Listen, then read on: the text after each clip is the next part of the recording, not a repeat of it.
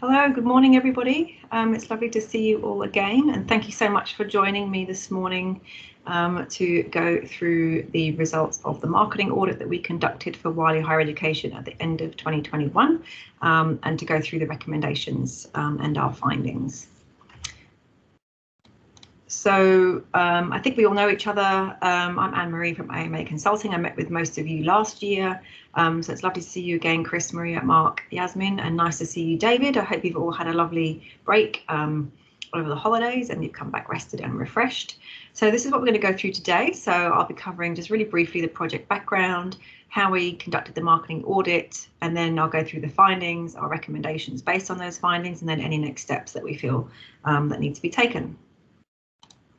So the project background was really AMA Consulting. We were engaged by Chris at the end of last year to conduct a marketing audit within the Wiley Higher Education division.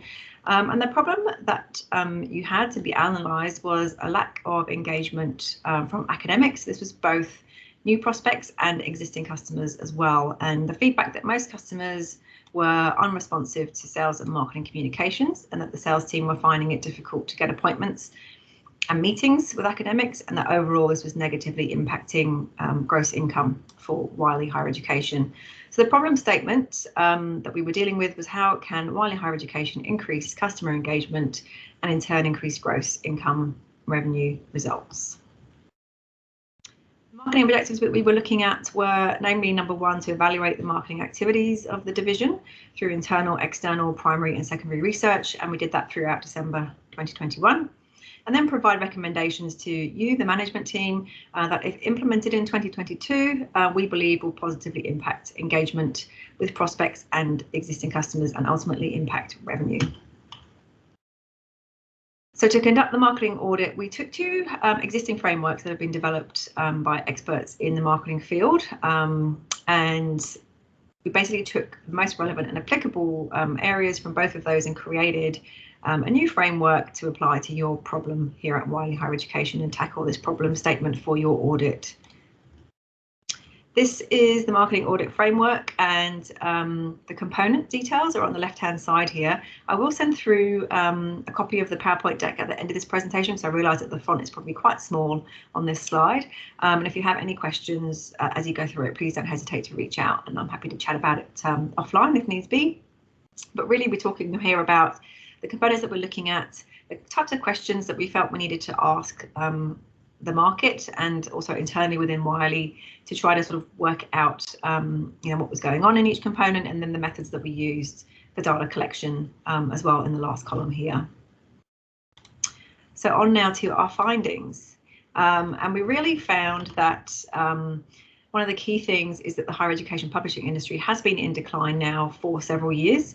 So really since 2017, we've seen quite a significant decline year on year, and this was compounded in 2020 by the lack of international students due to the COVID-19 pandemic. So that's definitely had an impact, but it's not the only factor. As you can see, the decline was already underway before the pandemic started in 2020. Another finding was that the market doesn't fully understand Wiley Higher Education's full solution offering, and there's a bit of a disconnect between customers on what they see as their main challenges and then what they see as our provision of a solution for some of those challenges. So here you can see in both of these circles, this is feedback from the instructor communication survey that we sent out in December 2021, and this left-hand circle here shows what the academics have put in as their main challenges, or what they see will be their big challenges for 2022.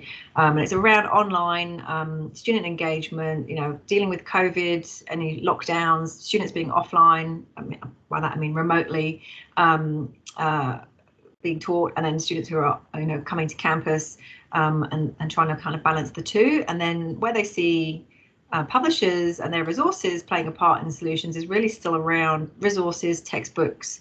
They don't really make that connection that Wiley would have any kinds of tools and solutions to help them with those problems around going online and student engagement and so on. We also found that the market doesn't really hold publisher sales representatives in very high regard, that there's a lack of good service and a lack of personalisation in the communications that are being sent.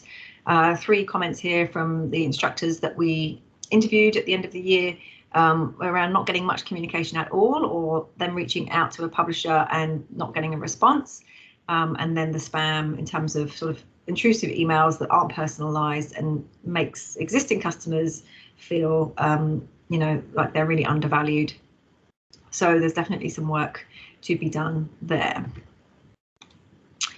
There's also some internal communication issues that need to be resolved. So the sales consultants did mention not receiving information from the publishing team when certain resources and tools were made available, and also that they'd missed information from the marketing team that we had shared, but perhaps they hadn't all seen it and read it and were not aware of it. So that's an issue to be looked at for next year.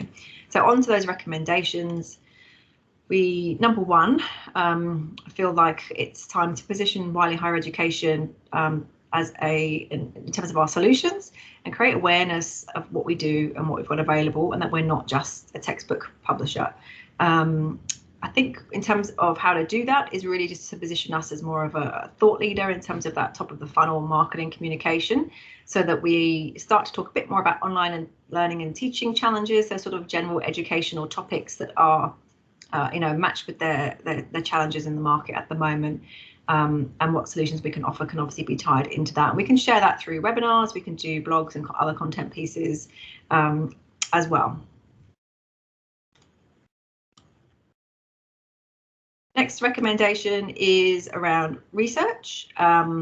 So I think there is a bit of a disconnect, I think, again, in addition to what the market sees as Wiley's solutions, but also in terms of the development of some of the products that Wiley Higher Education is creating. We need to do a bit more research at the beginning of that process in order to make sure we're bringing on board more customer feedback, more varied feedback, and that we're not just listening to one segment of the market and then kind of running with what they suggest. Next recommendation is creating those targeted personalized communications and making sure we're following up with customers to increase that engagement. And there is research that does show that if you personalize, you will have a positive impact on open rates and also in reading engagement with your messages. It's also recommended that we improve sales team training and create some measurable KPIs around this. There's been a lot of turnover of staff in the sales team, and for customers it's been a bit of a revolving door of inexperienced, unskilled salespeople. We do have David, who has joined as our new national sales manager at the end of last year, and he's bringing with him a lot of significant sales operations experience that he'll be applying. But in addition to that, I think training and really clear measurable KPIs around that performance of the sales team will be really valuable next year. Data integrity is another area for improvement. It was highlighted as an issue, and this is really the foundation of a lot of the activity that sales and marketing carry out throughout the sales period. So it's really wasting time and resources to have this inaccurate data. So I think there needs to be a project at the beginning of 2022 to do the cleanup, and then KPIs once again for the sales team that shows that this is really an ongoing process and it's not something that gets done once a year. It needs to be ongoing throughout the year. And then finally, it's recommended that the channels and processes of communication between the different business functions are improved. We do have the mechanisms. We've got Microsoft Teams, you know, we've got email, we've got different ways that we communicate. It's just making sure everybody is using those in the correct ways.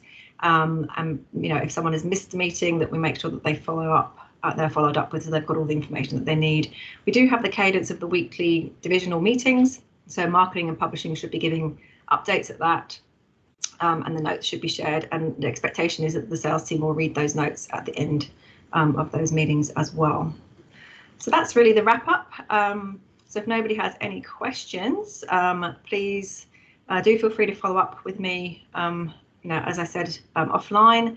And then Chris, I will be back in touch with you to talk about sharing the detailed report and also talking about any next steps.